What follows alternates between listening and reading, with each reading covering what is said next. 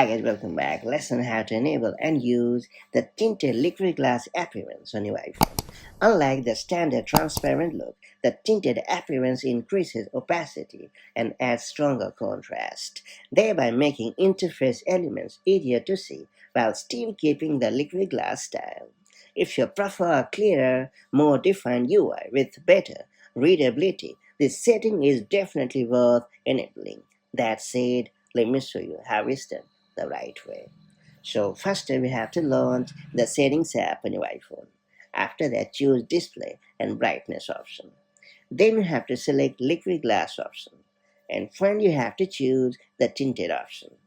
It's worth pointing out that when using the liquid glass tinted option that reduces transparency, there is a warning that the tinted option cannot be used in tandem with the reduced transparency and increased contrast accessibility settings. That means if you have reduced transparency and increased contrast features enabled, you'll have to first turn them off. Make sure to tap on the turn off option in the menu for confirmation.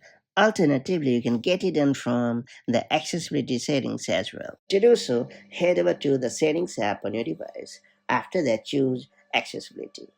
Then you have to select display and text option. And then you have to disable the toggles for reduced transparency and increased contrast. And that's how you can easily enable and use tinted liquid glass appearance on your iPhone. Adding more opacity and contrast improves readability without completely losing the liquid glass design on your iPhone. If this guide helped you customize your iPhone's experience, make sure to like the video, share it with others, and do subscribe to our channel for more simple iOS tips and fixes. Thanks for watching, and I'll catch you up in the next one.